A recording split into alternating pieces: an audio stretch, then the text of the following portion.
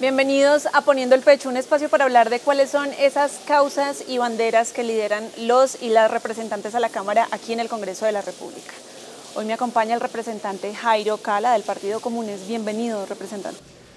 Muchas gracias, Lorena, y estamos aquí a ponerle pecho a la ciudadanía. Bueno, empecemos por ahí. ¿A qué temas y proyectos le está poniendo el pecho en el Congreso? Nuestra tarea con la llegada al Congreso fue la de la implementación del acuerdo final de paz. Entonces le estamos poniendo el pecho a la superación de las desigualdades y las asimetrías en las regiones más apartadas del país, a resolver el tema del narcotráfico como un problema estructural de Colombia, a superar los problemas ambientales que padece las reservas de biodiversidad que tenemos en el país y en general a contribuir a que la paz sea una realidad en Colombia.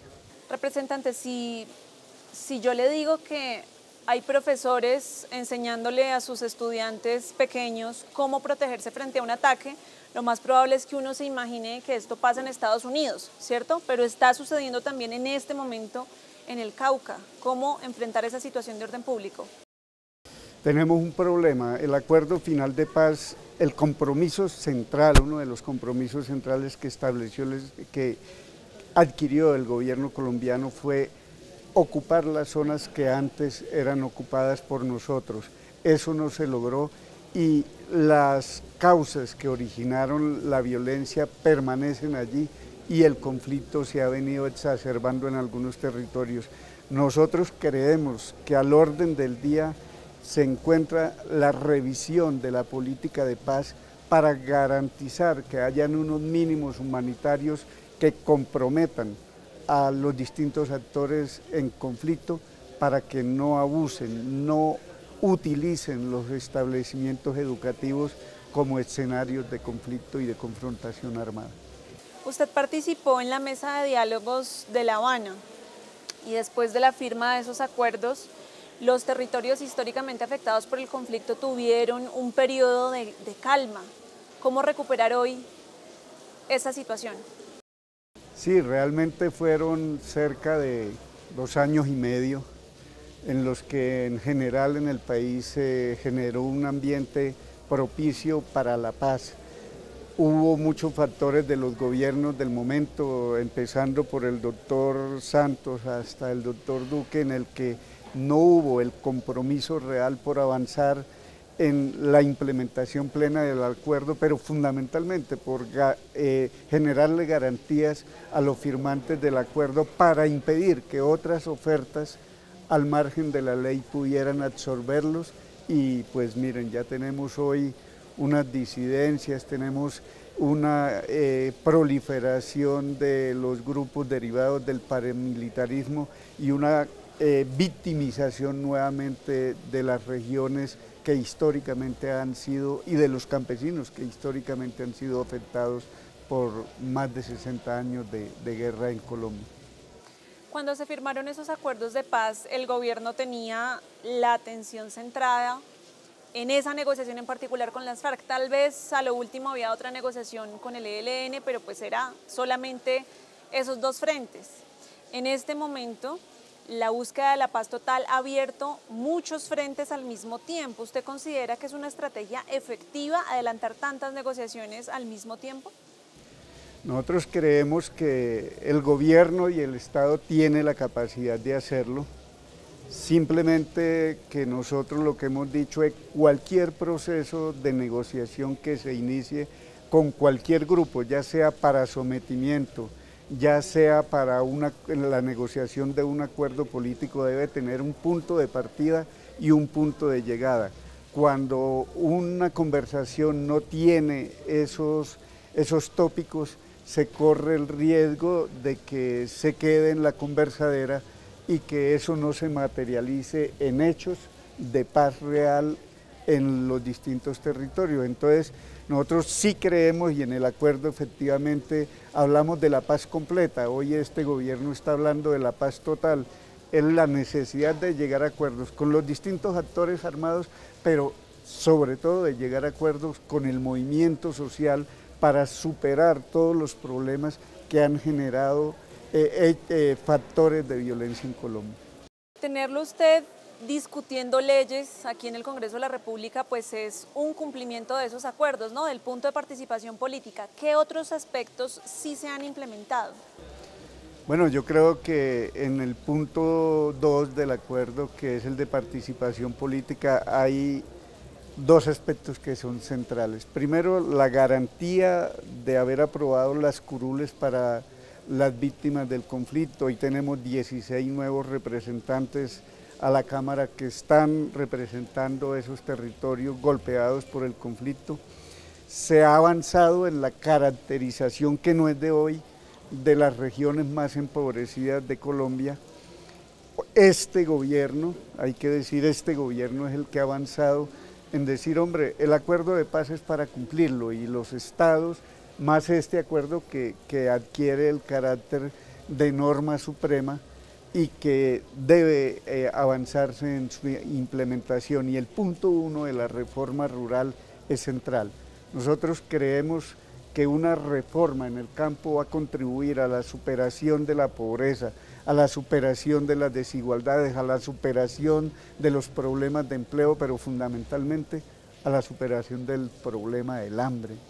Colombia, más de 20 millones de personas están aguantando hambre y creemos que es fundamental que este gobierno pueda avanzar en esa tarea. Distribución de la tierra sigue siendo el eje central de la paz en Colombia. Vamos a una pausa, a mensajes institucionales y volvemos a Poniendo el Pecho.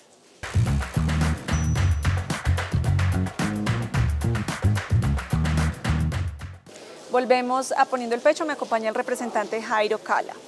Representante, usted tiene un proyecto que busca otorgarle la libertad a mujeres que estén en detención preventiva por delitos relacionados con droga.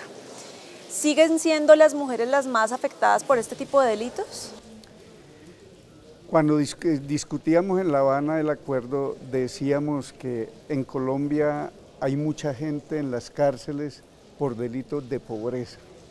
Es decir, muchas mujeres en este país se tienen que ir, las mujeres campesinas sobre todo, se tienen que ir a los laboratorios donde se procesa hoja de coca a trabajar como cocineras. Llega una redada del ejército, se la llevan presas y ya es narcotraficante, miembro del cartel de no sé qué. Muchas mujeres, por la misma situación de pobreza, en su gran mayoría madres cabeza de hogar, han tenido que adoptar la tarea de transportar base de coca. Las cogen en un retén con 1 libra, con 1 kilo de base de coca, y es narcotraficante, peyorativamente les dicen mulas, etcétera, etcétera. Entonces, todo eso nosotros lo denominamos en el marco del acuerdo como los delitos de pobreza. Lo que le estamos diciendo con este proyecto de ley a la sociedad colombiana es: no podemos estigmatizar ni señalar a esas mujeres que, buscando resolver la comida para sus hijos, caen en una redada policial.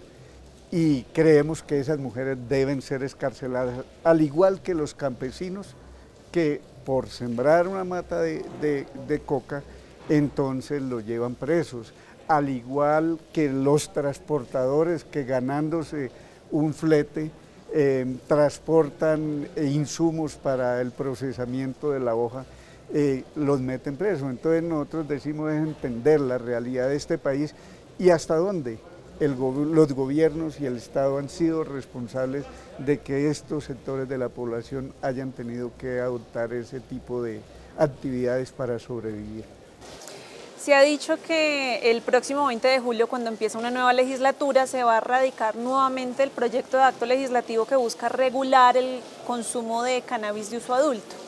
¿Cree que va a tener más chance esta vez esa iniciativa? Nosotros creemos que este país tiene que avanzar en entender las distintas problemáticas que se presentan. Nosotros no podemos ser mojigatos ni aplicar el adagio popular de hacer como el avestruz, de esconder la cabeza y dejar el resto del cuerpo afuera. Aquí hay una realidad de consumo, aquí hay una realidad de un sector social importante que utiliza ese tipo de estimulantes, ¿cierto?, para el desarrollo de su actividad y no son un problema de la sociedad. Los argumentos que se han presentado en este Congreso es vamos a promover el consumo, no, porque eso debe ir acompañado de una política de educación. Nada, si nosotros elaboramos leyes y no somos capaces de hacer que la sociedad entienda el sentido y el objetivo de las normas, va a ser imposible que este país pueda salir del atraso político, del atraso social, del atraso científico en el que estamos desde hace muchos años. ¿Usted cree que si Colombia no logra avanzar en la regulación de las distintas sustancias, vamos a tener un país en paz? No, no es posible, porque aquí hay una realidad. Lo que hace llamativo del negocio de la producción de estas sustancias es la ilegalidad, es cómo se trafica con ellos. Y mientras eso siga siendo así, va a ser el emporio empresarial de mucha gente que quiere enriquecerse de manera fácil y rápida. Cuando hay regulación, cuando el Estado entiende el problema y se aboca a acompañar a los productores, a acompañar a los consumidores, entendiendo ese tema como un problema de salud mental, como un problema de salud pública. El día que este país entienda eso, vamos a poder avanzar en la superación de todas las ilegalidades, porque entonces aquí el Estado no ha sido capaz de regular y cada vez entonces se crea una nueva ley para castigar a, por ejemplo, quienes explotan minerales. Entonces existe la ley por la explotación ilegal de oro o de cualquier otro mineral, pero esa ha sido la incapacidad del Estado poder llegar allá. Se crea entonces el Consejo Nacional contra la Deforestación para castigar a los campesinos que por X o Y razón van a tener que tumbar un palo, pero los mafiosos, las distintas mafias, no solamente la del narcotráfico, las distintas mafias sobornan, pagan y para ellos no hay ley. Entonces nosotros decimos las leyes que aprobemos aquí tenemos que llevarlas allá a la base a la cual va a impactar. Hay otro tema de su interés que tiene que ver con la reactivación empresarial de las salinas de Manaure. ¿Por qué es importante apostarle a eso? Nosotros creemos que no solamente las salinas de Manaure, una cosa es la reactivación económica y la reactivación laboral que eso pueda generar. Eso es un aspecto importante, pero Manaure más que la posibilidad de una empresa en materia de explotación de sales, es la posibilidad de un paisaje, es la posibilidad de un entorno natural que es supremamente hermoso, es bello. Es la empresa, yo veo más en Manaure la empresa turística, la empresa que le venda ocio a la ciudadanía, la empresa que pueda generarle otros mecanismos de entrada. Y tengo unas cosas tristes, por ejemplo, en Santander y en Colombia, la única empresa de capital nacional que producía abonos nitrogenados estaba en Barrancabermeja y se llamaba Ferticol. Esa empresa era una empresa del Estado, la vendieron, se la entregaron a la gobernación de Santander, los gobernadores la acabaron y no tenemos empresa. Entonces, ¿cómo rescatamos, así como vamos a rescatar a Salinas de Manaure, cómo rescatamos otra serie de empresas locales y regionales que generan bienestar, que generan empleo y que generan calidad de vida para los colombianos? Bueno, esperamos que se desarrolle favorablemente este proyecto de ley. Vamos a una pausa en mensajes institucionales y volvemos a Poniendo el Pecho.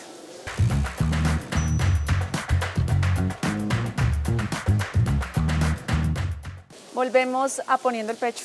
Representante, ¿hace cuántos años ya dejó las armas? Tenemos casi 8. Las dejamos en agosto de 2016 y bueno, desde entonces estamos apostándole a la paz como siempre quisimos que fuera, en el escenario del debate, en el escenario de la confrontación de las ideas, y hoy creemos que fue una decisión bien tomada, que no ha sido suficientemente difundida. Vuelvo nuevamente a ese tema porque me parece fundamental, no ha sido suficientemente difundido al país y a los colombianos de a pie el significado histórico que tiene ese acuerdo para la transformación de la vida nacional. Ya 8 años me hizo sentir vieja porque yo cubrí ese evento como reportera, ese acto simbólico, y no puedo creer que ya hayan pasado 8 años. No, pero entonces el reflejo que pasan los años, pero a ti sigues intacta. Pero bueno, hablando de años, han pasado casi ya una década, podría decirse. ¿Cree que todavía los miembros de su partido y usted mismo enfrentan estigmatización por parte de la sociedad? Sí, desafortunadamente no es solamente la estigmatización verbal, sino la eliminación física. A estas alturas del acuerdo van 432 compañeros asesinados, varias mujeres, hay niños, hijos de este proceso también asesinados, hay más de 1000 líderes sociales asesinados luego de la firma del acuerdo de paz, hay todavía un encrispamiento de las ideas, de la confrontación que no hemos logrado superar. Nosotros creemos que es importante que podamos avanzar en todos los sectores de la sociedad, en entender que este país viene de 70 años de la última guerra que estamos viviendo y que necesitamos empezar a construir la generación de la paz. Y para construir esa generación de la paz, la clave está en que en la educación superior y media podamos llevar el significado real de lo que significa un tratado de paz y por qué se dio. No es el tema de calificarnos de criminales unos, de buena gente otros, de bandidos unos, de santos otros, sino de entender los problemas sociales que vive este país y que tenemos que abocarnos a resolverlos, los que decíamos al comienzo.